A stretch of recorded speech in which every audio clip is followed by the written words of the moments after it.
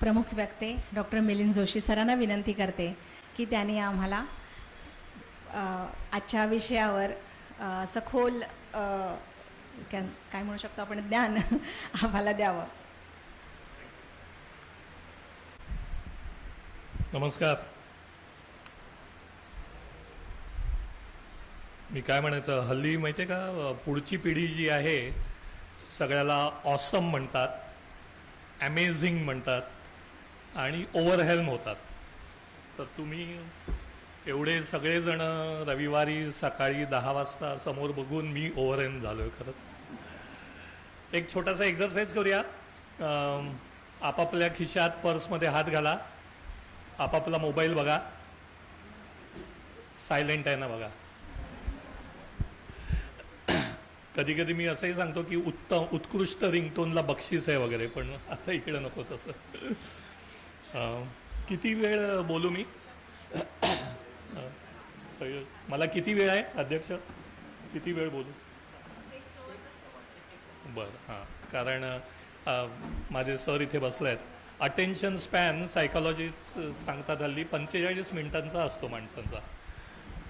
45 मिनिटानंतर चुळबुळ सुरू होते. त्यामुळे कंटाळा तर सांगा. नमस्कार. सुषमा स्वराज मंच आयोजक साठे कट्टी सर, त्यांचे आभार. आणि मी गमतीने म्हणत होतो आणि जे खरंच आहे, मला बोलायला आवडतं. मला तुम्ही कापसाची लागवड या विषयावर बोलायला सांगितलं तर मी येईन आणि बोलेन, त्यामुळे तसा काही प्रश्न नाही. तर माझ्या ओळखीमध्ये जे थोडासा उल्लेख केला त्याच्यावरती मी सांगतो आणि माझ्या पुढच्या व्याख्यानाची तरतूद करून ठेवतो आहे. माझ्या घरी 40 चित्र आहेत, पेंटिंग्स वेगळी वेगळी. मी काढलेलं एकही नाही, मी काढत नाही. पण सगळ्यांना माहिती आहे तसं राजा रवी वर्मापासून मोने आणि अशी विविध. तर माझं एक व्याख्यान ऑलरेडी चित्र का आणि कशी पाहावीत या विषयावरती मी दिलं. कारण आपल्याकडे चित्रकला या विषयावरती खूप जरा की मला त्यातलं काही कळत नाही असं असतं. तर ते थोडा मी प्रयत्न करू शकतो. आज नाही करणार आहे. हे ओरिजिनल व्याख्यान अटल स्मृती उद्यानात होतं. तर त्याच्यावरून डॉक्टर चित्तरंजन राणावत हे नाव ऐकल्यावरती कोणाला काही क्लिक होतं आहे का? अटलजींची टोटल नी रिप्लेसमेंट जी केली ते orthopaedic surgeon doctor Chitranjan Ranawat, त्यांचं मी एक व्याख्यान ऐकलं तेव्हा. काहीतरी use of plastic polymer in medicines वगैरे असं या अर्थाने होतं. कारण जो गुडघा रिप्लेस करतात तो प्लॅस्टिकचा असतो आपल्या सर्वसामान्यांच्या भाषेत. तर त्यांनी जे व्याख्यान दिलं होतं असंच तासाभरासाठी होते. त्यांनी 2 भागात केलं.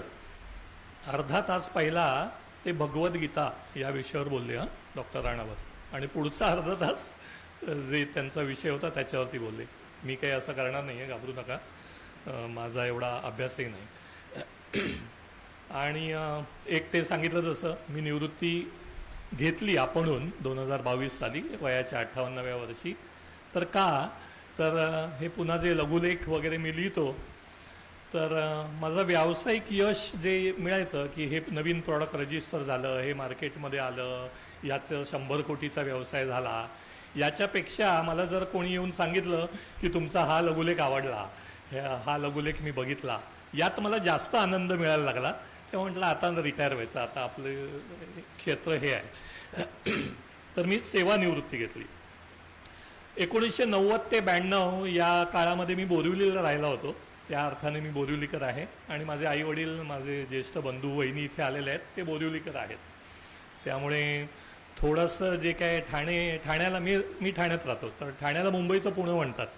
तर तो जो काय खडूसपणा आहे तो बोरिवलीत येऊन बहुधा कमी व्हावा. एक डिस्क्लेमरने सुरुवात करतात हल्ली. ब्रिटिशांचं, पाश्चात्यांचं हे वाईट आहे की आपण भारतीय क्लेमरने सुरुवात करतो, हे डिस्क्लेमरने सुरुवात करतात. पण मी डिस्क्लेमर देतो की जे काही तुम्हाला काही चांगलं मिळालं यात, तर ज्या काही मी संस्था संलग्न आहे सांगितलं आणि माझे गुरु त्यांच्यामुळे मिळालं. जर काही वाईट असेल तर ते माझं इदन्न मम.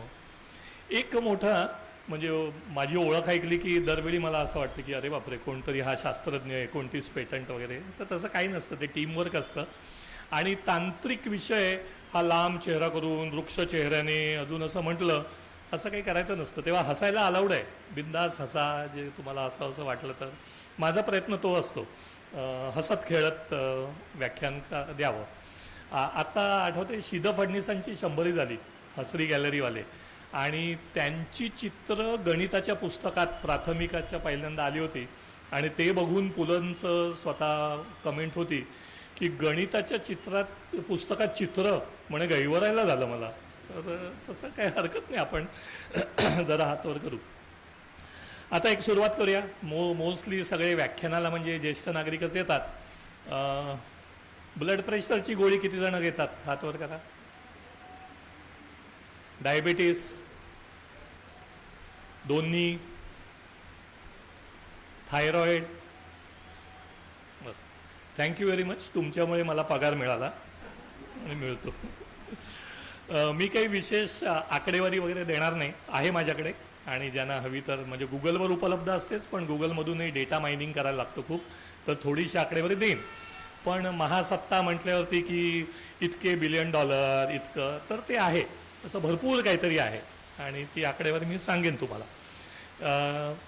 या व्याख्यानामध्ये काही जण म्हणू शकतात की अरे बापरे किती नॉलेजेबल. तर माझी एक आवडती संकल्पना आहे, ती सांगून सुरुवात करतो. DIKW, data, information, knowledge, wisdom. हे 4 वेगवेगळ्या गोष्टी आहेत.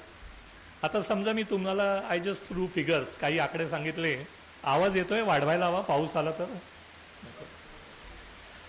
99, 98, 97, 99.5 असे मी काही आकडे सांगितले. तर त्यातून काही बोध होतो का तुम्हाला? नाही, ते आकडे आहेत ना, नुसती संख्या आहे. याला म्हणायचं डेटा.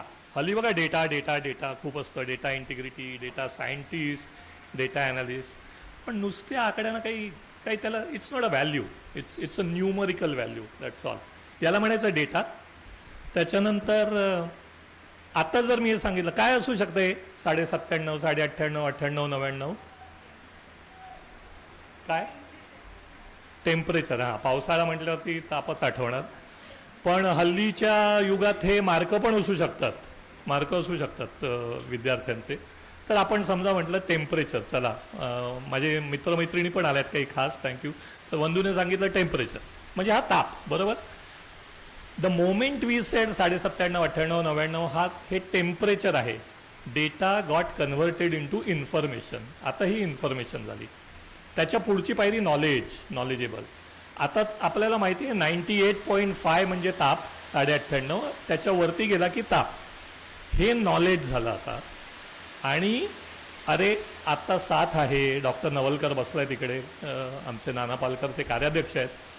तर आता ही सीझन आहे, डेंग्यू असू शकतो, मलेरिया असू शकतो. टेस्ट करायला हवी का नाही? ब्लड टेस्ट पॅरासिटामॉलने नुसतं होईल, नुसत्या पाणी पिऊन होईल, जे काय असेल ते व्हायरल आहे, बॅक्टेरियल आहे. ह्याच्यासाठी लागतं ते विजडम, बुद्धी.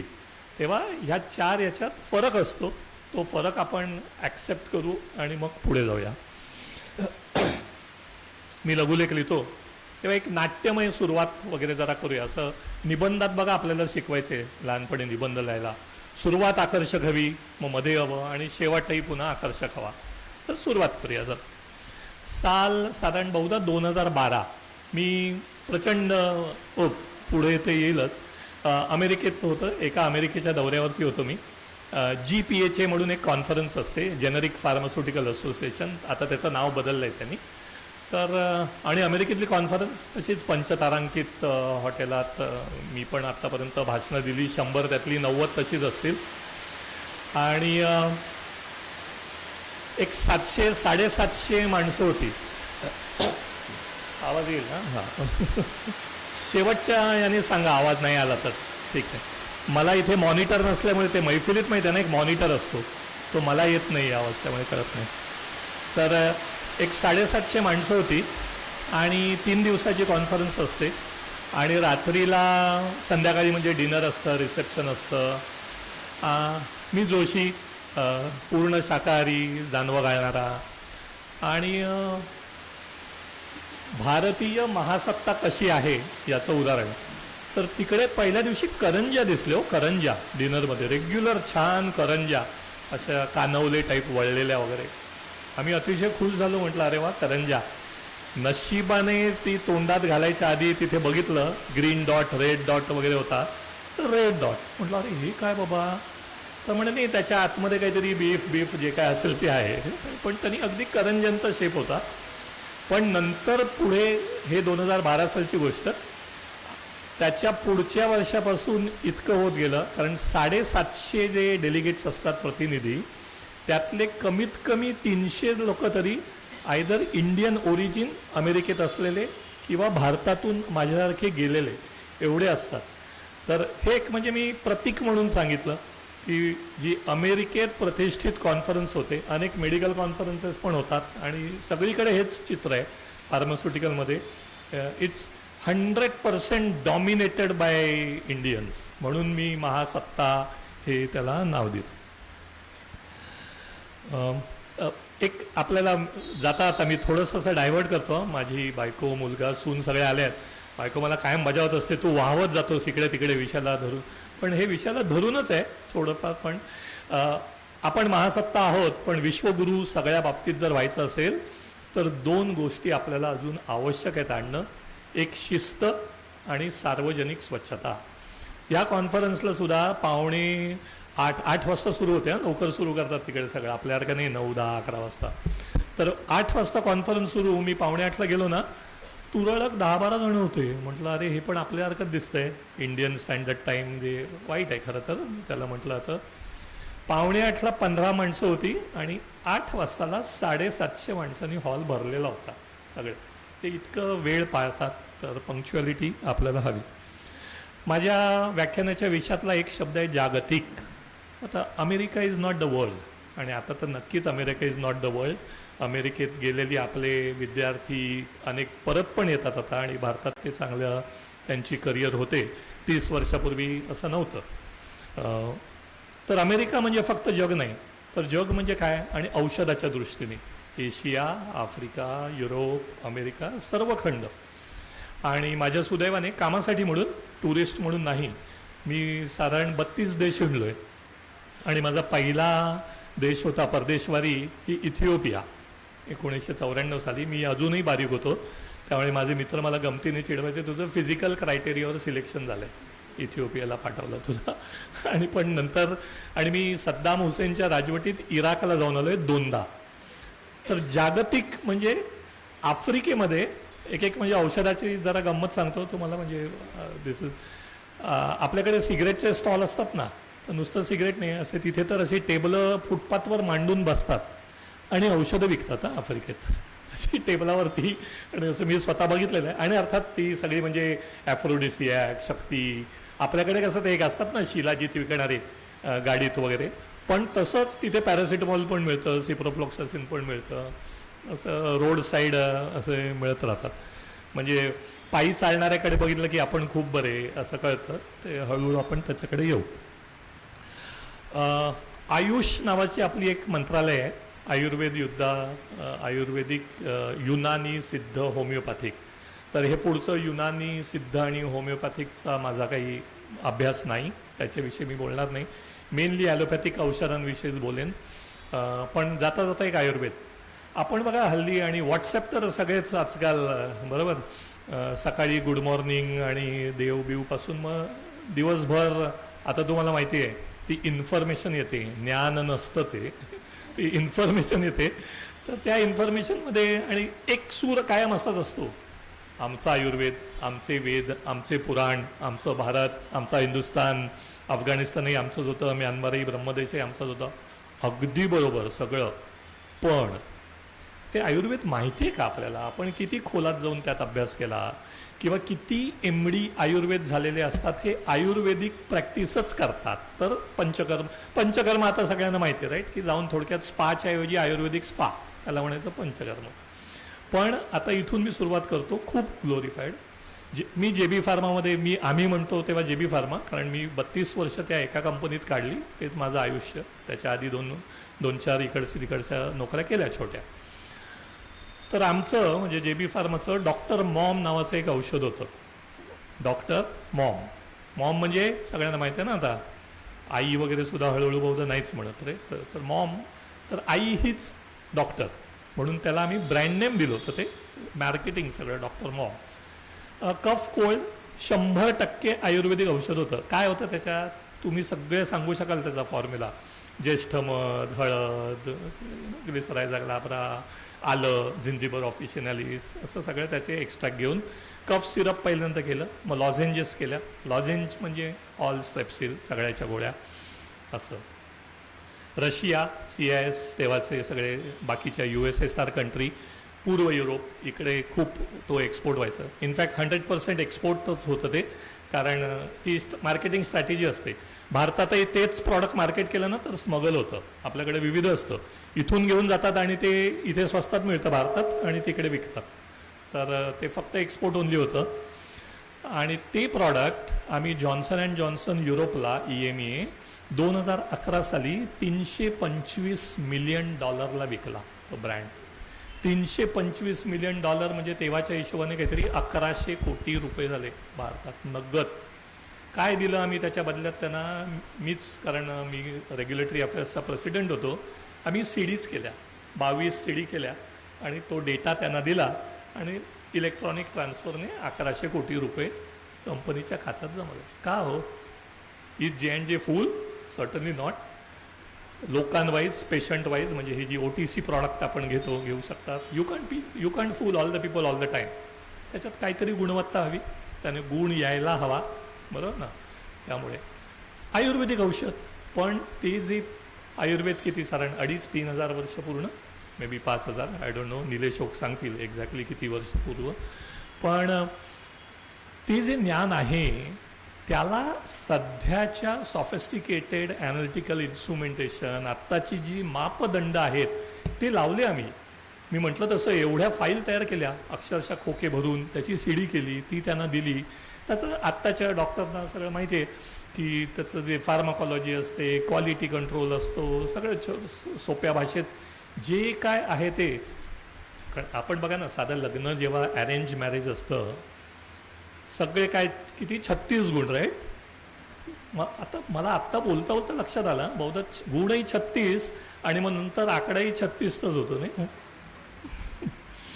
तर एनिवे, तर असं ते डॉक्टर मॉम आणि आयुर्वेद आहे. तर वी डोंट डिनाय दॅट, ज्ञान आहे त्याच्यात. पण जसं डेटा मायनिंग म्हणतात, ते ज्ञान मौखिक जर गेलं असेल, भृगुसंहिता, चरक संहितेतून आलं असेल, ते आता इंटरप्रिट सध्याच्या याने करायला हवं. एक पुन्हा डिस्क्लेमर दुसरा, मी उलटा डॉक्टर आहे.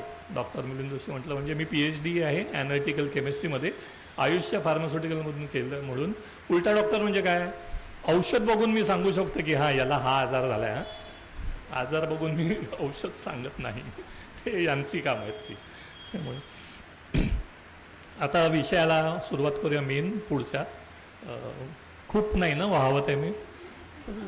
1900 भारतीय औषध क्षेत्राला बूस्ट म्हणतात, तो 1970 साली मिळाला. आणि कशाने? तर इंडियन पेटंट ॲक्ट. पेटंट तर सगळ्यांना माहिती आहे. माझे आजोबा, आत्ता मला कळतं आहे, माझं बालपण आजोबांबरोबर गेलं. आजोबा एक शब्द वापरायचे, पेटंटेड मेडिसिन. ते डॉक्टरांनी पेटंटेड मेडिसिन दिलं का? तेव्हा तर काहीच कळायचं नाही, लहान होतो मी. आणि पण 1970 सालापर्यंत परिस्थिती अशी होती की टॉप 50 कंपन्या मी जर बघितल्या, थोडेसे आकडे सांगतो म्हणजे तुम्हाला कळेल. भारतात ज्या फार्मास्युटिकल कंपन्या होत्या 50 टॉप 50, त्यातल्या 33 कंपन्या या मल्टीनॅशनल होत्या आणि 17 भारतीय होत्या. 2024 साली ही परिस्थिती आहे, 10 मल्टीनॅशनल आहेत आणि 40 भारतीय आहेत भारतामध्ये स्ट्रेट. आणि परत औषधाच्या बाबतीत म्हणजे असंही नाही की स्वस्त दिली म्हणून घ्यायला लागले, इनफॅक्ट स्वस्त होतच नाहीत, राईट. औषधं म्हणजे थोडीफार असतात, त्या प्राइसिंग आर्थिक याच्यावर येऊ आपण. तर 1970 साली प्रॉडक्ट पेटंट आणि प्रोसेस पेटंट असं 2 भाग असतात. तर भारताने प्रोसेस पेटंटचा स्वीकार केला आणि मग 2000 साली ते पुढे 30 वर्ष तो व्हेकेशन पिरियड वगैरे संपला. ज्यांना आर्थिक माहिती असतं ते WTO आणि ट्रिप्स वगैरे असतं. India became full member of WTO आणि 2000 सालापासून आपण आता पुन्हा प्रॉडक्ट पेटंटचा 100% स्वीकार केलेला आहे. आता प्रोसेस आणि प्रॉडक्ट पेटंट मध्ये काय फरक आहे? सलील कुलकर्णीकडून शिकलो, तोही डॉक्टर लोक बघा, डॉक्टर की सोडून बाकीच्यात खूप एक्सेल करतात. डॉक्टर काशीनाथ घाणेकर पासून जी सुरुवात आहे, म्हणजे डॉक्टर कीमध्येही करतच असतील, पण बाकीच्या कारण मुळातच ते हुशार आणि जिनियस असतात. की स्वयंपाकघरातली उदाहरणं द्यावीत. तर जस्ट हायपोथेटिकल एक्झाम्पल, भेंडीची भाजी करायची. तर मी पेटंट घेतलं समजा, मला नवीनच कळलं की ही भेंडी अशी असते, अशी उगवते आणि याची भाजी करून होते. मी उद्या भेंडीच्या भाजीचं पेटंट घेतलं तर त्याला म्हणायचं प्रॉडक्ट पेटंट. भेंडीच्या भाजीचं प्रॉडक्ट पेटंटच मला मिळालं. आता तुम्ही भेंडीची भाजी करू शकत नाही, तुम्ही करू शकत नाही, तुम्ही करू शकत नाही, तुम्ही करू शकत नाही. किती वेळ? तर साधारण एक 15 ते 20 वर्ष इतका कालखंड असतो. त्यात थोडे फरक आहेत आणि ती टेरिटरी पण असते की मी भारतात भेंडीचं भाजीचं पेटंट घेतलं का, युरोपमध्ये घेतलं का, अमेरिकेत घेतलं का, रशियात घेतलं का, आणि एक वर्ल्ड पेटंट नावाची गोष्ट पण असते, WO म्हणतात त्याला, का जगभरात घेतलं पेटंट. तर त्याप्रमाणे जर मी भेंडीच्या भाजीचं पेटंट मला मिळालं तर देन प्रॉडक्ट पेटंट झालं. तुम्ही कोणीही भेंडीची भाजी करू शकत नाही ते जोपर्यंत माझ्या नावावर पेटंट आहे. पण आता प्रोसेस पेटंट म्हणजे काय? भारताने सांगितलं की भेंडीची भाजी हे पेटंट ठीक आहे, पण ते पूर्ण भेंडीच्या भाजीला नाही मिळणार. ती उभी चिरून केली, भरली भेंडी, तर ते पेटंट तुमचं. ताकातली भेंडी मी करू शकतो तुमचं पेटंट असलं तरी, कारण तुमचं पेटंट फक्त भरल्या भेंडीचं आहे ना. परतून भेंडी तुम्ही करू शकता, तुमचं पेटंट फक्त भरल्या भेंडीचं आहे. आता इतकी जे बाकीचे अनेक प्रोसेसेस असतील भेंडीची भाजी करण्याचे, याला म्हणायचं प्रोसेस पेटंट. मग तीही घेऊ शकतो. भारताने सांगितलं ते तुम्ही घेऊ शकता. मग तुम्ही ताकातली भेंडी घेतली की मग आता बाकीचे नाही करू शकणार ना. पण तू ताकातली भेंडी, तू परतून भेंडी, तू भरली भेंडी, जे काय असेल ते कळलं. हे प्रोसेस आणि प्रॉडक्ट पेटंट. एक उल्लेख झाला, मी राष्ट्रपतींबरोबर गेलो 2019 साली आणि खरंच माझ्या व्यावसायिक आयुष्यातला तो एक महत्त्वाचा सन्मानाचा क्षण होता. म्हणजे असे हे राष्ट्रपती आणि मी असे आम्ही, कारण I was part of his delegation. Ramnath कोविंदजी होते तेव्हा आणि खूप छान वाटलं, खूप अभिमानाची गोष्ट. आणि त्याचं मी आता इकॉनॉमिक इंटरप्रिटेशन सांगतो, आता सांगू शकतो. 2019ला गेलो होतो, मग नंतर कोविड आला नेमका. तर आत्ता तुम्ही वाचलं असेल UK बरोबर, इंग्लंड बरोबर आपला FTA झाला, फ्री ट्रेड ॲग्रीमेंट. तर तो जे फ्री ट्रेड ॲग्रीमेंट असतं ना, ते असं एका महिन्यात होत नाही ना, वर्षानुवर्षांची प्रोसेस असते. तर स्वित्झर्लंडसाठी पण आपलं फ्री ट्रेड ॲग्रीमेंट करणं सुरू होतं आणि त्यासाठीचं ते मग असतं की राष्ट्रपती लेवलला, मिनिस्टर लेवलला, प्राईम मिनिस्टर लेवलला बिझनेस टू बिझनेस टॉक विविध होतात. आणि मग त्यात आता ट्रम्पवरून आपण येऊ तिथे शेवटी की मग ह्याच्यावर काही इम्पॅक्ट होणार ना. मग फार्मा टू फार्मा ते बोलतात, टेक्स्टाईलवाले बोलतात, कारण एक ते. आणि सरकार काम करतं 2014पासून नक्कीच करतं, पण त्याच्या आधीसुद्धा म्हणजे आपल्याला एक साधारण असं वाटत असतं की काय गव्हर्मेंट डिपार्टमेंट ना, ते काही काम करत नाही. पण हे ना म्हटलं तर जगाच्या सगळ्याच बाबतीत जो काम करतो, ज्याला काम करायचं असतं तो कधीही करतो, आणि ज्याला करायचं नसतं तो कधीच करत नाही, तो सबबी काढतो. तर स्वित्झर्लंडला ते जाऊनसुद्धा FTA आम्ही ज्या बोलणी केली त्याच्यामध्ये पेटंट हा एक मोठा विषय होता की तुम्ही किती एकमेकांना पेटंट देण्यासाठी सवलत देणार वगैरे वगैरे. आणि मी मगाशी मल्टीनॅशनल सांगितलं, तर एक थोडासा पुन्हा एक्झरसाईज करूया. मी ठाण्याला राहतो, तुम्ही जुने बघत असाल. घाटकोपरहून LBS जो सुरू होतो, लाल बहादूर शास्त्री मार्ग, तर घाटकोपरला पहिल्यांदा ॲनॅसिन कंपनी होती, माहिती आहे. बस स्टॉपला नावच म्हणायचे ॲनॅसिन कंपनी. कंपनीचं नाव वायत. तिथून सुरू केलं जॉन वायत, की पुढे जे ज्येष्ठ आहेत त्यांना आठवत असतील, मे अँड बेकर, सिबा, आता जॉन्सन अँड जॉन्सन अजून आहे. जॉन्सन अँड जॉन्सन त्याच्या हिरवळीसाठी प्रसिद्ध आहे. त्यांनी नाव बदललं, आता केनव्ह्यू झालं त्यांचं नाव. यांचे असे ओळीने जे तुम्ही म्हणाल ते मे अँड बेकर, रोन पोलंग झालं त्याचं पुढे, अशा सगळ्या ओळीने कंपन्या होत्या. आणि ठाण्यात गेल्यावरती तर ग्लॅक्सो होती, फायझर होतं, रॅप्टॉकॉसब्रेट होती. असं दुर्दैवाने महाराष्ट्र मुंबईचं संपूर्ण इकॉनॉमिक लँडस्केपच बदलते. एकूण एक ऑलमोस्ट बंद झाली, एक JNJ म्हटलं मी तसं आहे. या सगळ्या जागी उंच उंच टॉवर झाले. म्हणजे मला खरंच कळत नाही कधी कधी की मुंबईमध्ये असतं काय, तर उंच उंच टॉवर आहेत. ह्या सगळ्या कंपन्यांची हेड ऑफिस अजून मुंबईत आहेत, म्हणून ते टर्नओव्हरमध्ये मला वाटतं आपल्याकडे दिसतं. अमित पण आलाय इथे असतो, तोही एका उंच उंच टॉवरमध्ये 73व्या मजल्यावर राहतो. पण आणि फायनान्समध्ये एवढ्याच उंचीवरती आहे. पण हो 73व्या मजल्यावरती ढगच असतात आत्ता, ते बहुधा ढगात राहतात. पण मुंबईचं लँडस्केप असं जे बदलत चाललं आहे, आर्थिक लँडस्केप फिजिकली ऑल्सो, की फक्त नुसते उंच उंच टॉवर दिसतात आणि मॉल असतात आपल्याकडे. मॉलमध्ये जायचं आणि उंच उंच टॉवरमध्ये राहायचं. कसे उत्पन्न काय करतात माहिती नाही. मॅन्युफॅक्चरिंग इज ऑलमोस्ट क्लोज, म्हणजे जे फार्मा वाईज मी सांगतो ना. आणि हे सगळे गेले कुठे, तर गुजरात अर्थातच, हिमाचल प्रदेश, बद्दी, दमण, सिक्कीमने टॅक्स बेनिफिट दिला, त्यामुळे सिक्कीमला जर तुम्ही गेलात, मी टुरिस्ट म्हणून गेलो होतो पहिल्यांदा 2010 साली आणि 11 मला वाटतं. आणि प्रचंड म्हणजे छोट्या छोट्या, प्रत्येक याचं मॉडेल वेगळं असतं, पण 25 ते 50 फार्मास्युटिकल कंपन्या सगळ्या सिक्कीमला गेलेल्या आहेत. पण तरी परत पुन्हा एकदा आजोबा म्हणायचे पेटंटेड मेडिसिन. तुम्हाला जर आठवत असेल, म्हणजे जे पुन्हा ज्येष्ठ नागरिक तेच प्रामुख्याने दिसत आहेत, स्ट्रेप्टोमायसिन, पेनिसिलिन, जेंटामायसिन, बरोबर. मग काय होती, ॲस्प्रो होती, ॲनॅसिन म्हणजे 3चं कॉम्बिनेशन असायचं, सॅरिडॉन तेव्हाचे ब्रँड. हे सगळे पहिल्यांदा म्हणजे परदेशातच बनायचे, आपल्याकडे इम्पोर्ट व्हायचे आणि मग ते मार्केट व्हायचे, आपल्याला मिळायचे. 1970 पासून 2025 पर्यंत परिस्थिती एवढी बदलली आहे. आता आपले 95% औषधं आपण जी वापरतो ती सगळी भारतात बनतात. आपण आत्मनिर्भर आहोत 100%. एक्सेप्ट म्हणजे आता जी नवीन येतात, मी म्हटलं जसं प्रॉडक्ट पेटंट, की कॅन्सरवरचं कुठचं तरी नवीन औषध आलं तर ते आपल्याकडे नाही. पण सर्दी, खोकला, ताप, प्रोस्टेट, डायबिटीस, ब्लड प्रेशर याच्यावरची सगळी औषधं आपल्याकडे बनतात. आणि म्हणून थोडीशी आकडेवारी सांगतो. भारताचं औषधाचं मार्केट $50 बिलियन आहे भारताचं साधारण, म्हणतात तसं. हे एक आत्मनिर्भरवरती आपण टाळ्या वाजवल्या. एक होपफुली 2047 जो आपला आत्ता अमृतकाल सुरू आहे आणि भारत जेव्हा 100 वर्ष होतील आपल्या सध्याच्या ब्रिटिशांपासूनच्या स्वातंत्र्याला, त्यावेळेपर्यंत ते 50 बिलियन म्हणजे आत्ताचाच आहे ऑलरेडी. त्याच्यामध्ये एक्सपोर्ट आहे तो $23.5 मिलियन भारताचा आहे आणि $26.5 बिलियन हे एक्सपोर्ट आहे. म्हणजे एक्सपोर्ट हा आपल्या डोमेस्टिकपेक्षा जास्त आहे फार्मा इंडस्ट्री.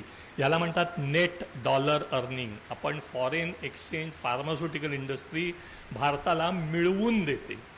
आणि इवन अमेरिकेशी सुद्धा आता जर तुम्ही बघितलं, म्हणजे गेले 2-4 वर्ष मी गेले 2-4 दिवस IDMAच्या वगैरे नॅशनल एक्झिक्युटिव्हवर आहे. ते ट्रम्पचे सगळे वेडेचाळे इथेच म्हणतो होपफुली मी, ते बघून लगेच की काय होणार आता, भारतीय औषध उद्योगावरती त्याचा 0 परिणाम होईल. 0. सिम्पल आहे, कारण त्यांना तिकडे स्वस्त औषधं हवे आहेत आणि प्रत्येक जण हा श्रूड असतो. ट्रम्प तर बिझनेसमन आहे, बिझनेस वाईज ही श्रूड, की उद्या त्यांनी औषधच ती जर मिळणं कमी झालं भारतातून येणारी, तर तिथे अजून उठाव होऊ शकतो. तिकडे ऑलरेडी रिपब्लिकन विरुद्ध डेमोक्रॅटिक त्यांचा आहेच, त्यामुळे त्याच्यावरती 0. आपल्याकडे भारतात साधारण 3000 औषध कंपन्या आहेत. 3000. आता मगाशी मी एक विष्णू सहस्त्रनाम सांगितलं, बरोबर, ग्लॅक्सो, फायझर, सिबा, सँडोज तेव्हाचं. आता म्हणायला सांगितलं की काय, सन फार्मा, सिप्ला, JB फार्मा, टोरेंट, बरोबर, फटाफट आपल्याला सगळी नावं येतात. तर अशा 3000 कंपन्या आहेत, मोठ्या MSME म्हणजे मायक्रो, लघु आणि मीडियम धरून.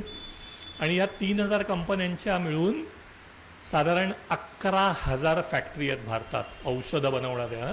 प्रत्येकाची साधारण 2-3 फॅक्टरी असतात. मोठ्यांच्या 12 असतात, छोट्यांची 1-1 असते, पण 11,000 फॅक्टरी आहेत. आता हा आकडा का सांगतो, एवढा रोजगार मिळतो आहे, एवढी इतक्या फॅक्टऱ्यांमध्ये एवढा डिरेक्ट रोजगार आहे आणि इनडायरेक्ट आहे. तुमच्याकडे टॅबलेट येते, टॅबलेट ती ब्लिस्टर पॅकमध्ये येते, ती ॲल्युमिनियम फॉईल कोणतरी बनवणारा हवा, विविध इंजेक्शनची सिरिंज बनवणारा हवा, सगळे सगळे सगळे ऑक्झिलरी त्या वेगळ्या. भारताच्या GDPमध्ये फार्मास्युटिकल इंडस्ट्री इज 1.72%, ऑलमोस्ट 2% हे GDP वगैरे जे इकॉनॉमिक कळत असेल तर 2% हे फार्मास्युटिकल इंडस्ट्रीज आहे. फॉरेन डायरेक्ट इन्व्हेस्टमेंट हा आकडा मला वाटतं 2022 वगैरेचा आहे. फॉरेन डायरेक्ट इन्व्हेस्टमेंट जी होते ती साधारण 22.5 बिलियन, $23 बिलियन ही फॉरेन डायरेक्ट इन्व्हेस्टमेंट झाली आणि ती टोटल फॉरेन डायरेक्ट इन्व्हेस्टमेंटच्या 3% आहे, 3.5% आहे, 3.3%. हा मी मगाशी बोलता बोलता एक थांबलो. अजूनही हे मी जे सगळे आकडे सांगतोय ते डॉलरमध्ये सांगतोय. आय एम शुअर 1947 सालापर्यंत हा सगळा व्यवहार हा रुपयामध्ये व्हायला लागेल. ऑलरेडी UPI आहे आपलं, जीपे, भीम, जे काय असेल ते, आणि सगळे आपण हळूहळू मोदीजी पादाक्रांत करत चाललेले आहेत. गल्फमध्ये होतं आहे, कॅनडात होतं आहे, सगळीकडे. त्यामुळे सगळा व्यवहार जेव्हा रुपयावरती होतो ते आपण we lose in conversion, right. तर तेही आपलं कमी होईल. आणि आता शेवटची आकडेवारी एक, यू विल बी हॅपी, 2 सांगतो. इनफॅक्ट कोविड वॅक्सिनच्या वेळी माहिती आहे ना, आपण मैत्री कोविड वगैरे केलं. कोविडच्या वेळी 200 देशांना आपण लस दिली. 200 देश, WHO वगैरे माहिती आहे, आपले तत्कालीन मुख्यमंत्र्यांनी WHOला पण शिकवलं वगैरे असं काहीतरी ऐकलं होतं, ते जाऊ दे. पण 200 देशांना आपण 298 मिलियन, मी पण ना मला मिलियन बिलियन खरंच कळत नाही, मग मी सोपं ठरवलं की एक आकडा काढायचा आणि की त्याचे कोटी झाले, बरोबर. तर साधारण 30 कोटी कोविडचे डोस आपण दिले फुकट इतक्या देशांना कोविडच्या ह्याच्यात, which is such a big number. आता चला आपल्या याच्यावर येऊया. जेनेरिक, सगळ्यांना माहिती आहे ना जेनेरिक. जेनेरिक म्हणजे काय? जेनेरिक म्हणजे काय? स्वस्त औषध. तसं नसतं. सगळ्यांना माहिती आहे, सोपं आहे. पॅरासिटामॉल, बरोबर, सगळ्यांना ऑलमोस्ट माहिती असतं पॅरासिटामॉल. तर त्याच्यातही भारतातनं गंमत आहे थोडीशी, म्हणून सांगतो. एक खरं ब्रँडेड औषध असतं. म्हणजे पॅरासिटामॉलचा शोध 1930, 40, 50 साली कोणीतरी जो लावला आणि मग त्याने त्या इंग्लंडमध्ये लावला, अमेरिकेत लावला आणि त्याने त्याचं पेटंट घेतलं. आणि मग ते समजा तेव्हा असेल कॅल्पॉल, बरोज वेलकम नावाची कंपनी होती, त्यांनी कॅल्पॉल या नावाने ते इंट्रोड्यूस केलं. ते झालं पेटंटेड मेडिसिन, ते पेटंट. आणि ते जर प्रॉडक्ट पेटंट असेल, आता तुम्हाला सगळ्यांना माहिती आहे, तर पुढची 20 वर्ष कोणीही पॅरासिटामॉल बनवू शकत नाही. 20 वर्ष जगभरात त्यांनी राज्य केलं. एक तुम्हाला हळूच गुपित पण सांगतो. सगळे म्हणतात ना की खूप रिसर्च, मला खूप पैसे लागतात या फार्माच्या वगैरे वगैरे. बरोबर आहे, लागतं की उंदरांवर प्रयोग करायला लागतात, माणसांवर करायला लागतात, आधी सिंथेसिस करायला लागतात, विविध विविध विविध. 5 कोटी रुपये समजा एक नवीन औषध शोधायला लागले, आपण ठोकळ धरू सध्या 5 कोटी रुपये. कल्पना करा ना, 20 वर्ष जर त्याचं पेटंट मिळालं, दुसरं कोणीही ते करू शकत नाही. 500 कोटी त्या कंपनीला मिळतात परत सहज. त्यामुळे ते अर्थकारण सगळं वेगळं आहे. आर्थिक याच्यावर येऊ तेव्हा आपण बोलू, बरोबर. 2000 झालं. हां, तर आता औषधामध्ये सॉरी मी सांगत होतो पेटंटेड मेडिसिन आणि ती जी येतात वगैरे, ठीक आहे. त्याच्यावरती औषधात 2 भाग असतात. तुम्हाला माहिती असेल तर, आपण जे सर्वसामान्य पेशंट कन्झ्युमर जी घेतो, गोळी, लिक्विड, इंजेक्शन, कॅप्सूल, क्रीम लावतो, ऑइंटमेंट लावतो वगैरे वगैरे, याला म्हणायचं आम्ही म्हणतो फिनिश फॉर्म्युलेशन, म्हणजे ते बनलेलं तयार प्रॉडक्ट आहे. पण त्यातली जी पावडर असते त्याला म्हणायचं बल्ड्रग किंवा API. तर भारतामध्ये दोन्ही इंडस्ट्री आहेत. म्हणजे मूळ औषधसुद्धा बनतं, पावडर बनते, ते सगळं बनतं आणि त्याचे फिनिश फॉर्म्युलेशन पण बनतं. पण मूळ औषधामध्ये आपला कॉम्पिटिटर आहे चीन, चायना. त्याच्यामध्ये आम्ही गमतीने म्हणतो, मी हे जे मोठमोठी प्रदर्शनं आणि कॉन्फरन्सेस अटेंड करतो ना, उद्या भारत आणि चीन जर एकत्र आले ते होणं कठीण आहे. पण भारत आणि चीन जर एकत्र आले ना तर ती म्हणजे स्ट्रेट मोनोपोली होऊन जाईल औषधांवरती. म्हणजे अमेरिका काय, इटाली काय, कोण जे असेल ते, युरोप काय, औषध पाहिजे ऑन माय टर्म्स, माझ्या प्राईजवरती. पण ते भारत आणि चीनमध्ये ती कॉम्पिटिशन असते आणि चायना प्लस वगैरे पण मॉडेल असतं, दॅट इज डिफरंट. पण पुन्हा फॉर्म्युलेशन्स म्हणजे गोळ्या, कॅप्सूल, लिक्विड सगळं बनवण्यामध्ये भारत, आपण ऐकतो ना विविध, चीन भारताच्या 10 पट पुढे आहे. कशामध्ये? बिल्डिंग बांधण्यात, चिपमध्ये. फिनिश फॉर्म्युलेशन औषधांमध्ये भारत चीनच्या 10 पट पुढे आहे, स्ट्रेट, ॲब्सोल्युटली. आपल्या फॅक्टरीज उत्कृष्ट आहेत, मोठमोठ्या आहेत. आणि ते का, या कारणासाठी पण मी नंतर येतो. आर्थिक जेबीचं म्हणून मी उदाहरण देतो म्हणून मला माहिती आहे. रॅन्टॅक नावाची गोळी बहुधा सगळ्यांनी घेतली असेल ना आयुष्यात कधी ना कधीतरी, ॲसिडिटीवरती. रॅन्टॅकची किंमत काय माहिती आहे? अजूनही वाढून आम्ही वाढवून सरकार दरबारी अर्ज विनंत्या केल्या. 30 टॅबलेट, कारण 10 टॅबलेट विकले तर कमी रेव्हेन्यू मिळतो, उत्पन्न कमी मिळतं, म्हणून 10ची 15 करायची, 15ची 30 करायची, हे फार्मास्युटिकल कंपन्या करतात, कायदेशीररित्या करतात, जे काय असतं ते. By the way, pharma is one of the most regulated industry. Regulated म्हणजे विविध कायदे, कानून, नियम त्याला भरपूर असतात. उदाहरण द्यायचं झालं तर तुम्ही टेक्स्टाईलमध्ये आहात, की मी शर्ट बनवतो, तुम्हाला आवडला घ्याल तुम्ही, बाकी काही नाही ना त्याला नियम, की अमुक जाडीचाच हवा, इतके मायक्रॉनचा हवा, असं काही नसतं. मी जाड बनवेन, पातळ बनवेन, तुम्हाला आवडला गिरायकाला तो घेईल. औषधामध्ये नाही ना, प्रचंड, की त्याचे 500 मिलीग्रॅम हवेत, 500 मिलीग्रॅमच्या 90 ते 110 पर्यंतच ते हवं, ते इतक्या वेळात शरीरात विरघळायला हवं, बायो अवेलेबिलिटी, बायो इक्विवॅलन्स, डिझोल्युशन, 100 यादी असते. तर रॅन्टॅक 23 रुपयाला 30 टॅबलेट विकतात. म्हणजे एका गोळीची किंमत किती झाली हो? 1 रुपयापेक्षा पण कमी. इक्लेअर्स घेता ना, इक्लेअर्स चॉकलेट, इक्लेअरची किंमत किती? कमीत कमी 1 रुपया. तर म्हणजे मी हे जस्ट उदाहरण म्हणून देतो आहे, की जे औषध आहे, ज्याचा आपल्याला गुण येतो, औषध म्हणून ज्याचा वापर करतो, ते आपल्याला इतक्या कमी किमतीत अवेलेबल आहे. रॅन्टॅक हे जेबीने शोधून नाही काढलं, ग्लॅक्सो तेव्हाचं, ग्लॅक्सोचं प्रॉडक्ट आहे, झॅन्टॅक नावाचं होतं. आता तर मग झॅन्टॅकची मी देतो. झॅन्टॅक भारतामध्ये तीच किंमत असते, म्हणजे जी सरकार ठरवून देतं त्याच्यावरती पण मी येतो आता. तर झॅन्टॅक पण समजा भारतात 23 रुपयाला मिळतं, 30 टॅबलेट. पाकिस्तानमध्ये गेला तर ग्लॅक्सो पाकिस्तान तेच औषध झॅन्टॅक 30 टॅबलेट 230 रुपयाला विकतं, 10 पट तेच औषध तसंच. त्यामुळे आपण जर तुम्ही म्हणत असाल किती औषधं महाग झाली, तर वी आर फॉर्च्युनेट, आपण भारतात आहोत, आपल्याला अजून एवढ्या किमतीत मिळतात. आणि त्याचं अजून एक कारण आहे, मी मॅन्युफॅक्चरिंग या others this side of the table असूनही सांगतो, भारतात आपल्याकडे एक DPCO नावाचा कायदा आहे, ड्रग प्राईस कंट्रोल ऑर्डर. WHOची एक इसेन्शियल मेडिसिन लिस्ट काढतात, जीवनावश्यक औषधं, एक 200-250 औषधांची ती यादी असते. त्या यादीत जर ते औषध असेल तर सरकार त्याच्यावरती किमतीवरती कॅप टाकतं. त्या किमतीच्या वर तुम्ही ते औषध विकू शकत नाही कोणीही. तर रॅनिटिडिन त्याच्यावरती आहे. तर मी अगदी कितीही म्हटलं मी 50 रुपयाला विकेन, तुमचं काय जातं, ज्यांना परवडतं ते घेतील, तुम्ही विकूच शकत नाही 23 रुपयाच्या वर.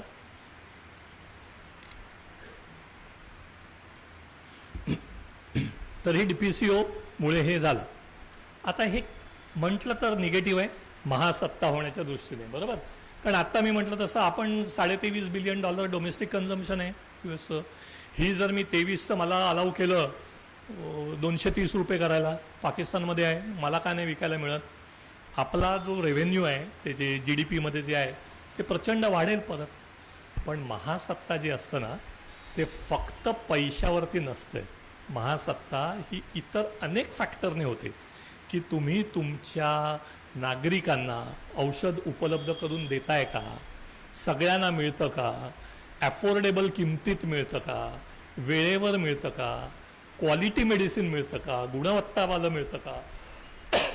आणि ह्या सगळ्याची उत्तरं जर चेकलिस्टमध्ये हो हो हो हो हो असतील तर आपण महासत्ता आहोत. आणि आपल्या दृष्टीने ही खरंच ही सगळी उत्तरं हो हो हो हो आहेत, म्हणून आपण महासत्ता आहोत. थोडंसं माझं शेवटचं जे टायटल होतं ते होतं president global regulatory management. Regulatory affairs म्हणजे काय, कोणाला काय माहिती नाही ना. माझे मित्र तर मला चिडवायचे. 92 साली मी रेग्युलेटरी अफेअर्स या डिपार्टमेंटमध्ये गेलो, पण रेग्युलेटरी नाही, ते रेग्युलरली अफेअर्स असंच असणार. कारण रेग्युलेटरी अफेअर्समध्ये मॅक्झिमम बायकाच असतात, खूपशा महिलाशिवाय कामाला. इनफॅक्ट मी तर गमतीने म्हणतो, माझं लग्न 90 साली झालं होतं म्हणून तर मुलगी दिली नसती की अरे रेग्युलेटरी अफेअर्स म्हणजे करतो काय हा, नक्की माहिती नाही. तर रेग्युलेटरी अफेअर्स म्हणजे R&D रिसर्च अँड डेव्हलपमेंटवाले औषध शोधतात, बरोबर, मार्केटिंगवाले औषध विकतात. ह्याच्या मधला जो सगळा प्रवास असतो तो म्हणजे रेग्युलेटरी अफेअर्स, की ते औषध रजिस्टर करायचं, भारतात रजिस्टर करायला लागतं.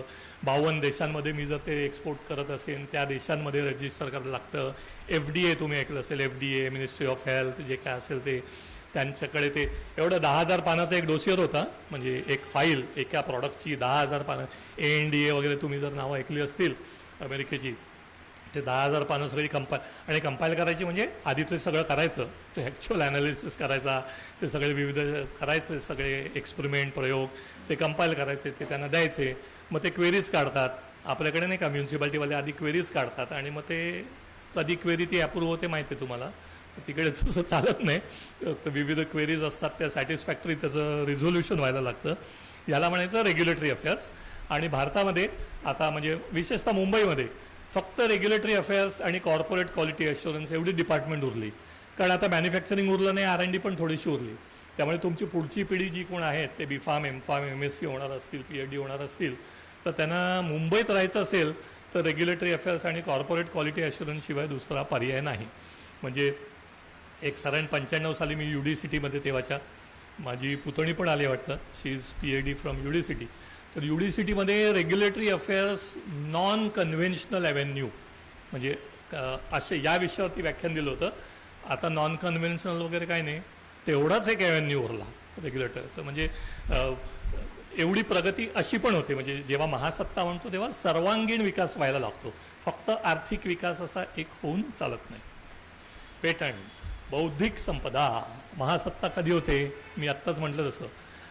आर्थिक हे एक संपदा झाली ना, म्हणजे there is a difference between price and value. मूल्य त्या औषधामध्ये, त्या इंडस्ट्रीमध्ये, त्या उद्योगामध्ये मूल्य वृद्धी व्हायला पाहिजे, मूल्य हवं. आणि मूल्य कुठून येतं हो, संपदा. जेव्हा आपण संपदा म्हणतो, बौद्धिक सुद्धा संपदा आहे. ते जे पेटंट मी म्हटलं 29 पेटंट, अनेक जण मला विचारतात की तू एवढी 29 पेटंट, मग काय पैसे काय मिळाले तुम्हाला? मी सांगतो ना, 29 रुपये मिळाले मला. कारण ते जे औषध पेटंट मी JB फार्मामध्ये नोकरीला असताना केलं, त्यामुळे त्या पेटंटवरती माझं नाव असतं संशोधक म्हणून, ते कोणीही पुसू शकत नाही. पण जी असाइनी म्हणतात, आपण असाइनमेंट डीड वगैरे करतो ना बँकेत, तर जेव्हा पेटंट मिळतं, म्हणजे आम्ही इनफॅक्ट फाईल करतो, तेव्हाच आम्ही जे 3-4 जण संशोधक म्हणून नावं असू, R&Dचा हेड, मी, आमचे डिरेक्टर, एक असाइनमेंट डीड होतं की हे पेटंट कंपनीच्या नावावर असाईन झालं. ते असाइनमेंट डीड 100 रुपयाच्या काय ते कोर्ट फी स्टॅम्पवरती असतं. आणि असाइनमेंट डीड आर्थिक लोकांना माहिती असेल, कॅनॉट बी झिरो व्हॅल्यू. त्याला काहीतरी व्हॅल्यू लिहायला लागते की एवढे पैसे तुला दिले म्हणून तू मला ही संपदा दिलीस. फ्लॅट आपण विकतो, विविध असतं, बरोबर. तर तो तिथे 1 रुपया असं ते असाइनमेंट डीड व्हायचं. तो 1 रुपया प्रत्यक्षात मिळायचाच नाही आम्हाला, आणि 1 रुपया कुठे देणार.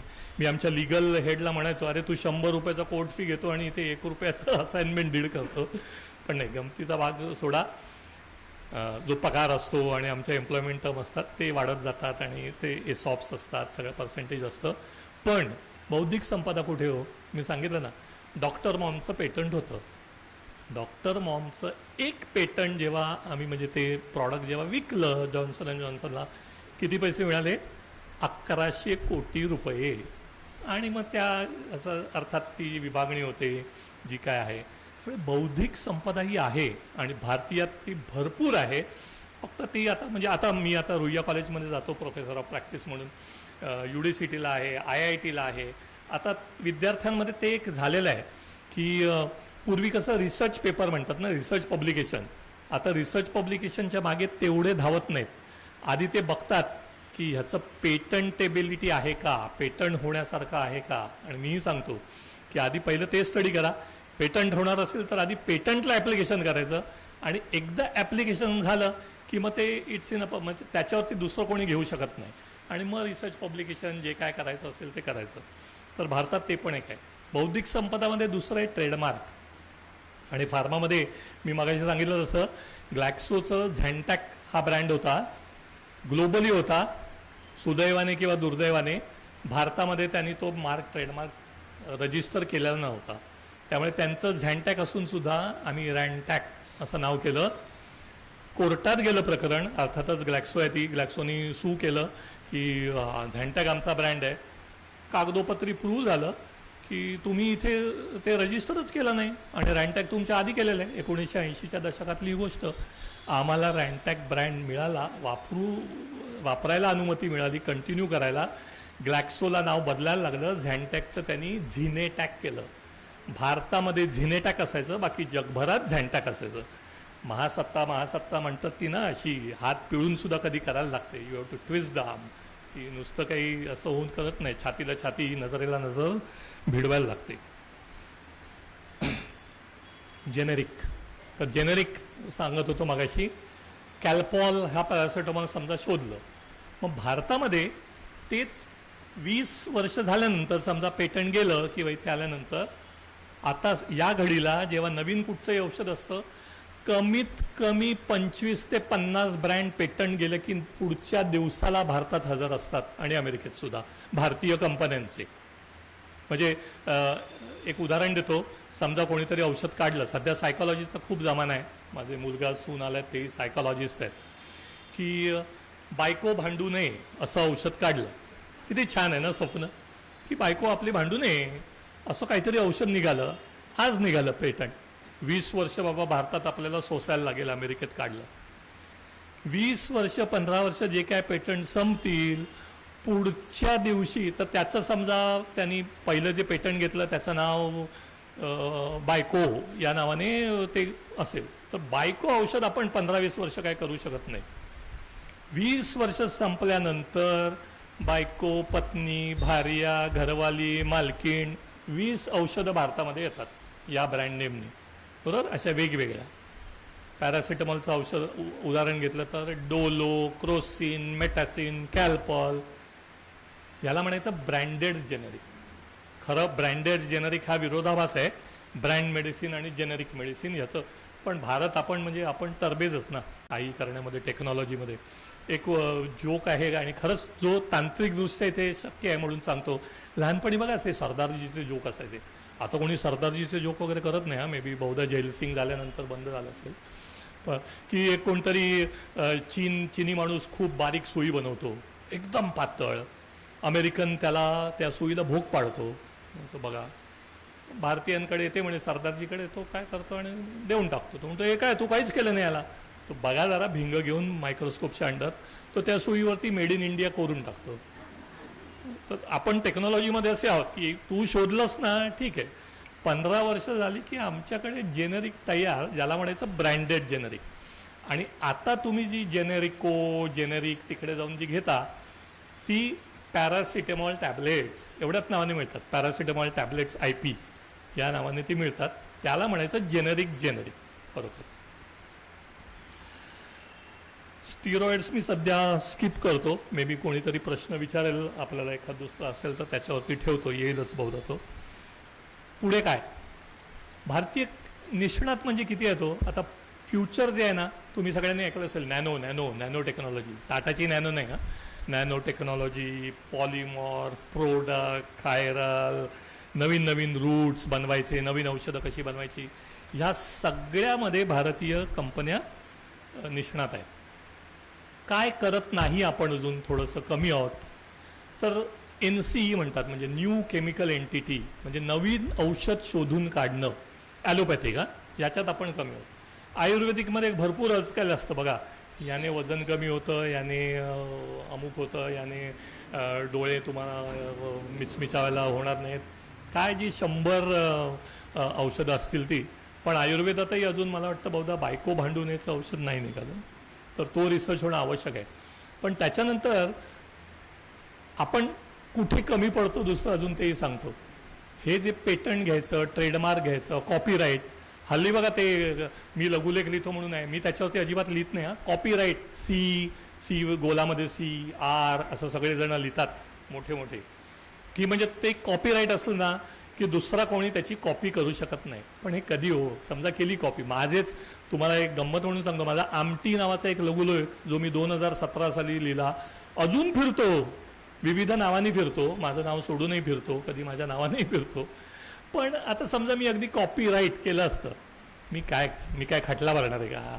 तो पोलीस स्टेशनमध्ये जाणार आहे त्याला पकडून की याने माझा चालतं. त्यामुळे ते व्हॉट्सअपच्या प्रायव्हसीवरती वगैरे असतं बघा, हे डेटा इंटिग्रिटीसाठी हे फार मला ॲप्लिकेबल आहे म्हणून मी म्हणतो अरे नाही प्रायव्हसी व्हॉट्सअपची. अरे ते काय बाबईतला कोणतो मंगेशचा वडापाव मिलिंद जोशीला आवडतो हे कळलं व्हॉट्सअपवरून, ते मार्क झुकरबर्गला आणि FBला काय फरक पडतो.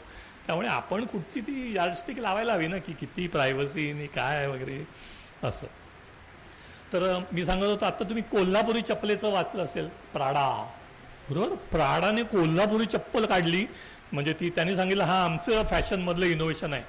तर नाही, तर अजून एक असतं GI टॅग, बरोबर.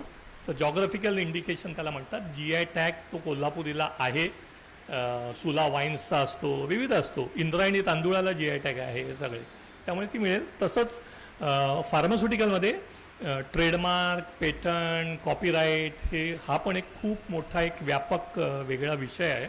आणि त्यातही भारत आता महासत्ता होण्याच्या दृष्टीने पावलं टाकतोय. मी म्हटलं जसं 2000 सालापासून इट वॉज अ कंपल्सरी. तुम्हाला बसायला जागा नाही आहे का, तर इथे आहे एक खुर्ची. ओके नको. का बरं आपण हे महासत्ता होतोय, झालोय किंवा त्या होण्याच्या मार्गावर आहे? एक कारण महत्त्वाचं, शिक्षण. आपण मध्यमवर्गीय, मला नक्की माहिती आहे, तुम्हाला तुमच्या आईवडिलांनी आजोबांनी सांगितलं, मला माझ्या सांगितलं, आपल्याला शिक्षणाशिवाय दुसरा पर्याय नाही. अंबानी, अदानी, टाटा, बिर्ला, तेव्हाची नावं जी काय असते ते मोजके असतात ना, ते इंडस्ट्री काढतात आणि तेही बरोबर आहे ना. मी तेही एक म्हणतो कायम, मराठी माणूस आणि तमिळ हे उत्तम नोकर असतात आणि आपण नोकरी करण्यात काही लाज वाटून घ्यायची कारण नाही. सगळेच जण उद्योजक झाले तर नोकर तरी कोण करणार हो नोकरी. त्यामुळे आपण चांगली नोकरी करावी फार्मास्युटिकल इंडस्ट्रीमध्ये. मी प्रेसिडेंट होतो पण मी नोकर होतो, मी काही बोर्ड मेंबर नव्हतो. आणि मोदींशी माझं भावनिक नातं होतं, असं पैशाचं नातं काय. तर शिक्षण आपल्याकडे MSc, M.Pharm, B.Pharm प्रचंड सगळे होतात, PhD. एक 15 मिनटं अजून बोलू. तुम्ही कोणी 15 मिनटं का संपू लवकर काय, ठीक आहे ना. शिक्षणाच्या बाबतीत फार्मसी कॉलेजवर आता बंदी आहे, हे माहिती आहे का तुम्हाला? महाराष्ट्रात नवीन फार्मसी कॉलेज सुरू करायला बंदी घालण्यात आलेली आहे. उदंड जाहली कॉलेजेस असं आलं आहे. Engineering, pharmacy colleges seats vacant जातात. आणि मी आता रुईयात जातो, जसं आय एम रुईयाईट ऑल्सो. मी शिकलोही, PhD माझं रुईयाचं, आणि आता प्रोफेसर ऑफ प्रॅक्टिस म्हणून जातो. रुईयामध्ये अजूनही काही ठराविक स्ट्रीमसाठी, केमिस्ट्री, फिजिक्स, बेसिक रिसर्च ज्यांना करायचं असेल तर त्यांना देणगी देऊन, हे काय रेकॉर्ड करून असेल तरी ठीक आहे, पण देणगी देऊनच ॲडमिशन मिळते, कारण सीट्स कमी असतात म्हणजे असं. त्यामुळे शिक्षण हे महत्त्वाचं. मानसी, तुला आठवतं मी सांगितलं होतं तुम्ही काय शिकता याला पण महत्त्व आहे. ती 12वीला होती आणि मेडिकलला जायचं होतं. म्हटलं जर मेडिकलला नाही मिळाली ना, आउट ऑफ बॉक्स थिंकिंग म्हणतात, जे आपण आता करतो. म्हटलं नर्स हो तू, नर्स, उत्कृष्ट नर्स हो, एक पहिल्या नंबरची नर्स हो. अमेरिकेमध्ये डॉक्टरां एवढाच नर्सला सन्मान मिळतो, प्रचंड अक्षरशः. त्या फार्मसिस्ट हे त्याच्या खालोखाल. आपल्याकडे फार्मसीला गेलं ना, आपण काही मिळू शकतं ना, विष तर नक्कीच मिळेल पटकन बहुधा, कारण एवढे आत्महत्या वगैरे करतात शेतकरी, ते TIC-20 वगैरे घेत असतील बहुधा फार्मसीतून. पण कुठचंही औषध पटकन मिळतं. तुम्ही अमेरिकेत सगळे जात असाल कोणा आपापल्या मुलाबाळांकडे तिकडे, तिथे बाप रे, विदाऊट प्रिस्क्रिप्शन मेडिसिन मिळतच नाही, प्रचंड महाग पण असतं. आणि डॉक्टर तर त्याहून दैवदुर्लभ. इथे आपल्याकडे आत्तासुद्धा मला माहिती आहे, हे संपल्यानंतर तुमच्यातले कोणतरी दोघेजणं या 2 डॉक्टरांना पकडून, नाही इथे जरा दुखतं आहे, लगेच इथेही सुरू होतं आपल्याकडे. तिकडे दवाखान्यात जाऊन तर आहेत. तिकडे म्हणजे तो तुमच्याकडे ढुंकूनही बघणार नाही, तिथे अपॉइंटमेंट घ्यायची आणि मग यायचं. आणि दुसरा आपला मेडिकलचा खरोखर अजूनही मीही जातो, माझ्या सुदैवाने मला फॅमिली डॉक्टर आहे, तिथेही तुमच्याकडे असतात. गेल्यानंतर ते इथे स्टेथोस्कोप लावतात, जीभ दाखवा हा कर म्हणतात. मला आता माहिती आहे की काय देणार मला ते, बरोबर की त्यात पण तरी एक निळी गोळी, एक पिवळी गोळी, एक पांढरी गोळी घे, 3 दिवस घे. पहिल्या दिवशी अँटीबायोटिक्स देत नाहीत. आणि ह्या सगळ्याचं इतका भावनिक सपोर्ट मिळतो, औषधं मिळतं, 200 रुपयाला मिळतं. काय झालं डॉलरमध्ये तिकडे माझा मुलगा 2006 साली तिथे पडला, काहीतरी खेळताना, अमेरिकेतली गोष्ट, हार्ड फ्रॅक्चर झालं, $15,000 बिल झालं होतं. इन्शुरन्समध्ये सगळं कवर झालं. American industry, pharma industry is 100% controlled by insurance company. Medical insurance, health insurance. आपल्याकडेही ते हॉस्पिटलायझेशन लेवलला हळूहळू सुरू झालं आहे. कॅशलेस, अमुकच हॉस्पिटलला जा, तमुकच हॉस्पिटलला जा. पण बाकीचं निदान जे आहे, जनरल प्रॅक्टिस, क्लिनिक, औषधं, मी म्हटलं तसं काय आपण करतो ना सेल्फ मेडिकेशन, ऑलमोस्ट सगळेजण करतो. आणि मी आजीचा बटवा म्हणत नाही आहे, हळद गुळ घे आणि अळशीचा काढा घे हे वेगळं. त्याच्या पुढचं ॲलर्जी आली, घे झिरटेक, सिट्रिझिन घे, सगळे सर्रास करतो आपण, बरं ना. पोटात दुखतंय, कॉम्बीफ्लॅम घे, इकडे दुखलं, हे लाव, ते लाव, सगळं. अमेरिकेत तेही होऊ शकत नाही. अनेक उदाहरणं आहेत. शक्तिस्थानं आपली का बरं महासत्ता? मी म्हटलं तसं एक्सपोर्ट्स. आपला एक्सपोर्ट्स हा आपल्या भारताच्या व्यवसायापेक्षाही एक्सपोर्ट जास्त आहे. We are a net foreign exchange. सरकारने फार्मेक्सिल सारखं, म्हणजे फार्मास्युटिकल एक्सपोर्ट प्रमोशन कौन्सिल, मी तेव्हा होतो त्याच्यात, जेव्हा फार्मेक्सिल स्थापन झालं तेही थोडंसं दुखतं महाराष्ट्रीय मराठी म्हणून, की हैदराबादला गेलं त्याचं हेड ऑफिस, आणि ते आपल्या तेव्हाच्या शासनाच्या नाकर्तेपणामुळे किंवा आळसामुळे ते तिकडे गेलं, कारण त्याला विविध कारणं असतात. पण ठीक आहे, भारत म्हणून हैदराबाद आपलंच आहे. दुसरं मी म्हटलं तसं शिक्षणाच्या पुढचं शक्तिस्थळ दुसरं काय? माणसं. ह्युमन रिसोर्स पूल आहे आपल्याकडे. आपल्याकडे माणसं आहेत, हुशार आहेत, विद्वान आहेत, काम करण्याची तयारी असलेली आहेत. अमेरिकेमध्ये मी जेव्हा $52 तेव्हा झालं काहीतरी बिल, तर मी तिला, नाही सॉरी 48 झालं का, असं जे काय असेल 50, मी एक नोट दिली आणि वर $2 दिले, की ती वॉलमार्टमध्ये अशी माझ्याकडे बघायला लागली की तू अजून $2 एक्स्ट्रा का देतोयस मला? अगं बाई, म्हटलं तोंडी हिशोब तुला नाही का करता येत?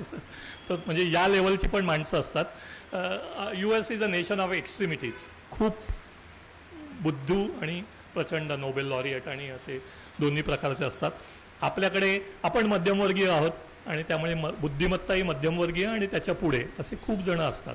त्यामुळे आपली जी फॅक्टरी आहे ना, खूप फॅक्टरी, त्याला एक USFDA अप्रुव्हल तुम्ही म्हटलं असेल, GMP एक आमचं असतं, गुड मॅन्युफॅक्चरिंग प्रॅक्टिसेस, की म्हणजे आम्ही खूप छान, म्हणजे पूर्वी जे असायचं ना बाळंतिणीची खोली, ती म्हणजे थोडक्यात स्टराईल असायची. ती त्यात जायचं यायचं नाही पटकन, कोणी ठराविक माणसानेच जायचं. तर उद्या फॅक्टरी आमची तशीच असते, तो ॲप्रन घालायला लागतो. एक डॉक्टरांच्या बाबतीत गंमत, सगळ्या जाहिरातींमध्ये डॉक्टर ॲप्रन घातलेलं दाखवतात. कोण डॉक्टर हो आपल्याकडे ॲप्रन घालून बसतात? मला सुद्धा आत्ता हे जॅकेट मी कधी काढेन असं वाटतं. पण ते पण फार्मा फॅक्टरीमध्ये ॲप्रन कंपल्सरी असतो आणि घालायला लागतो. आणि त्याचं 23 डिग्री टेम्परेचर पण ठेवलेलं असतं, 23 ते 25 डिग्री AC असतो, त्यामुळे ते सगळं चालतं. नखं कापून यायला लागतात. आम्ही त्या लेवलला बघायचो. सगळे वर्कर्स जे आहे मॅन्युफॅक्चरिंगमध्ये आज जाणार, त्यांना नखं वाढलेली चालत नाही. नखं नसतील कापलेली आम्ही पाठवायचो परत, किंवा नंतर सिक्युरिटीकडे नेल कटर ठेवलेला होता, नखं कापणी आतमध्ये हे झालं. मेडिकल आणि फार्मा ते तर ते बाकी भरपूर असतं, म्हणजे आरोपही होतात. म्हणजे ज्याला निगेटिव्ह बघायचं तो निगेटिव्हच बघणार, ज्याला पॉझिटिव्ह बघायचा मी पॉझिटिव्हच बघतो. I am compulsive obsessive positive thinker. आणि माझी विनंती आहे तुम्ही सगळ्यांनी तसंच व्हा. त्यामुळे पॉझिटिव्ह खूप आहे ना, की आपलं मेडिकल आणि फार्मा एवढं हँड इन हँड चांगलेपणाने करत असतात बिझनेस. त्यामुळे फार्मा इंडस्ट्रीलाही खूप फायदा होतो आणि मेडिकल फ्रॅटर्निटीला सुद्धा.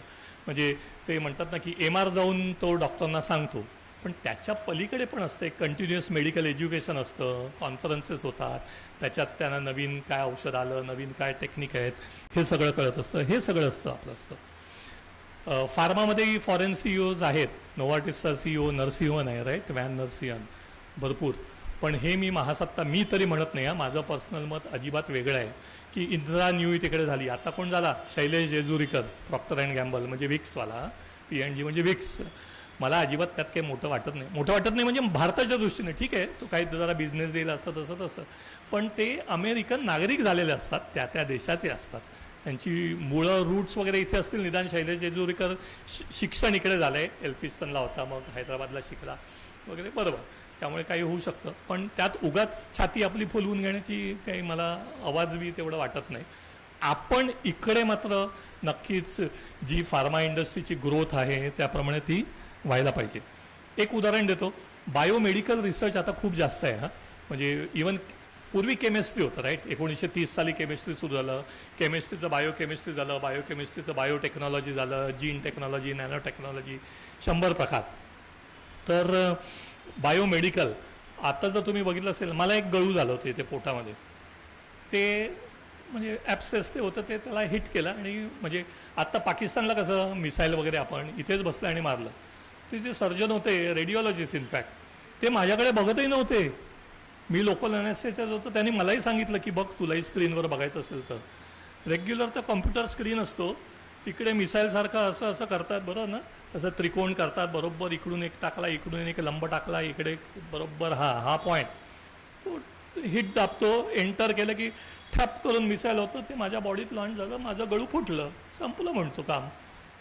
माझ्या देहाकडे, माझ्या कायेकडे नश्वर ना काया हो, तिथे बघतच नव्हतं. तर लॅपटॉपकडे बघून त्यांनी माझं गळू फोडून टाकलं. तर काय पुढे होणार आहे? आपण MRI ते जे सगळं असतो, तर MRI वगैरेची आजगावकर सर इथे बसले आहेत, त्याचं NMR हे प्रिन्सिपल आहे त्याचं मागचं, न्यूक्लिअर मॅग्नेटिक रेझोनन्स, जे आम्ही केमिस्ट्रीत शिकलो. म्हणून पुन्हा मी तेच सांगतो की शिक्षण जेवढं घेऊ आणि आपल्याकडे आहे त्याचा पुढे कुठे ना कुठे फायदा होतो. मी गमतीने म्हणायचो FY BSc मॅथमॅटिक्स, मला वाटलं होतं आयुष्यात पहिल्यांदा मी फेल होणार. 1 × 0 0, कुठच्याहीला शून्याने गुणलं की गुणाकार शून्य येतो. आपल्याला सगळ्यांना माहिती आहे ना, ॲझम्पशन हे माहिती आहे. FY BSc मॅथमॅटिक्समध्ये ते प्रूव्ह करायला होतं. अरे म्हटलं कसं प्रूव्ह करायचं आहे 1 × 0 = 0? अशी गंमत असते, पण शिक्षण जात नाही. शेवटच्या मुद्द्याकडे, शेवटची 5 मिनटं उरली. भविष्य, भूतकाळ झाला, वर्तमान काळ तर आपण अनुभवतोच. भविष्य काय असणार आहे? भविष्य डिझायनर ड्रग्स, म्हणजे डॉक्टरांच्या भाषेत आपण आपल्याला माहितीच आहे ना, एक डाव्या कानाचा स्पेशालिस्ट असतो, एक उजव्या कानाचा असतो. असे हळूहळू आता म्हणजे वाढतच चाललेलं आहे की तो म्हणणार नाही मी उजव्या कानाचा आहे बाबा, तू माझ्याकडे येऊ नको, तुझा डावा कान दुखतो का? तर डिझायनर ड्रग्स हळूहळू असे होणार आहेत की आता तुम्ही ब्लड प्रेशरची 2 गोळ्या, माझी आजी करायची त्यावेळेला, माझी आजी अडकित्याने फिल्म कोटेड टॅबलेट बघा तोडता येत नाही, अडकित्याने तोडायची. कारण म्हणे मला कळते ना माझं ब्लड प्रेशर, मग ती 2, 2.5, पाव, पावणे 3 अशा गोळ्या घ्यायची, स्वतःच डोस टायट्रेशन करायची. पण आता हे डिझायनर ड्रगमध्ये की अरे बाबा तुला ॲम्लोडिपिन 5 मिलीग्रॅम हवं, आत्ता 5 मिलीग्रॅम हवं, हिवाळ्यामध्ये 7.5 मिलीग्रॅम लागत असेल, त्याप्रमाणे करून ते होईल.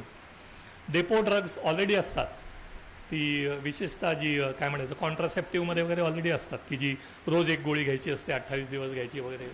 एक शरीरात तुमच्या डेपो टाकून दिला तर थोडं बरोबर हवा तेवढा डोस रोज दिवसाला रिलीज करत राहतो, त्याला म्हणायचं depot drug. Chip medical device हा एक मोठ्या दुसऱ्या व्याख्यानाचा विषय आहे.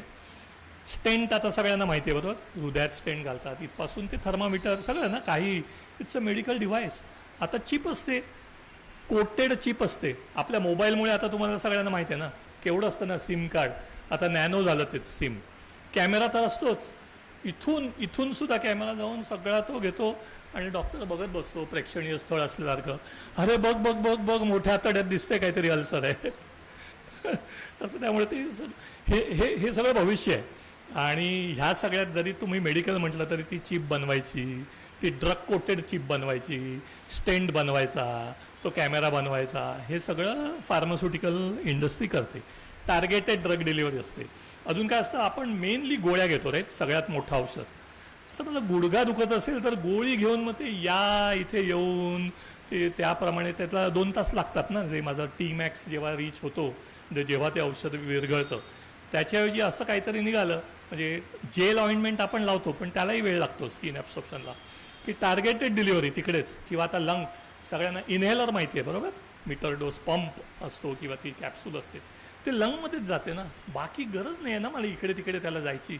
टार्गेटेड डिलिव्हरी जिथे हवं तसं, की या मुलीला मला प्रपोज करायचं तर तिकडेच टार्गेट जायला पाहिजे ना. इकडे तिकडे 10-20 जण जाऊन काही उपयोगाचं नाही. रिमाइंडर्स ॲप निघतील. ॲप आता औषधासाठी बघा, जेव्हा म्हणजे सहज सर्जरी वगैरे झाली ना की पुढचे 15 दिवस 25 गोळ्या असतात दिवसाच्या, 3 वेळा हे ते सकाळी उठल्यानंतर. मग ती पट्टी मिळते, मग त्याप्रमाणे घ्यायचं. सुदैवाने आपल्याकडे अजून आपण राहतो कुटुंबात, कोणतरी असतं किंवा मग ती केअरटेकर असते, ती आपल्याला आठवण करते. ॲप येणार, तुम्ही गेले बरं. जपानमध्ये हे स्वप्न नाही आहे. जपानमध्ये आता ते ॲनालायझर म्हणजे पॅथॉलॉजीचे कमोड आहेत. सकाळी उठायचं, आपण त्या कमोडवर जाऊन बसायचं, आपण आपला कार्यभाग उरकायचं, कमोड त्याचा कार्यभाग उरकतो. एक प्रिंटआउट येतं तिकडे लगेच, तुमचं युरिन बिरिन सगळं ॲनालिसिस होऊन क्रिएटिनिन बिलिरुबिन, बाबा हा बाबा नीट आहे. जपानमध्ये आहेत खरोखर. भीती वाटते त्या हॉटेलमध्ये तिकडे, की ते म्हणजे जरी हे नसलं तरी ते एवढं काय काय असतं. म्हणजे ते विमानात कसं असतं तसं ते इथे इथे इथे. आणि पूर्वी लोक पेपर वाचायचे, आता मोबाईल घेऊन जातात, त्यामुळे 20 मिनटं तर बसतातच, त्यामुळे ते ॲडजस्ट करायला लागतं. शेवटचा मुद्दा, महासत्ता. मी पण स्वयंसेवक आहे. महासत्ता कशी हो, तर काय लिहिलं आहे,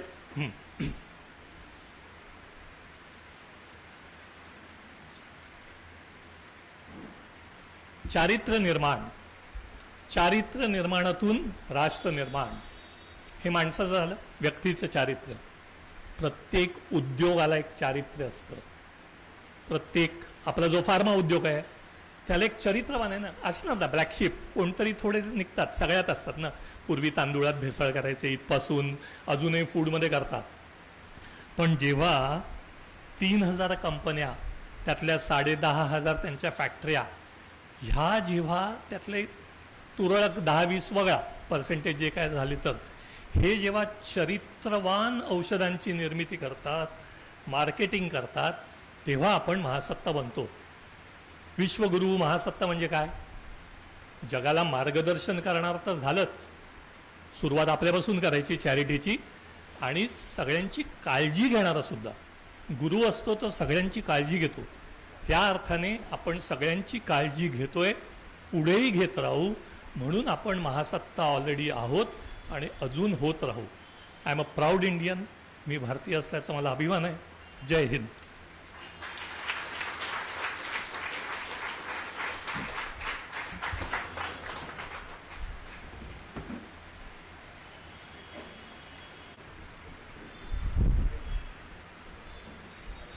खूप छान ज्ञान आपल्याला मिळालेलं आहे. महासत्ता, स्पेशली औषध या विषयामध्ये महासत्ता म्हणजे काय हे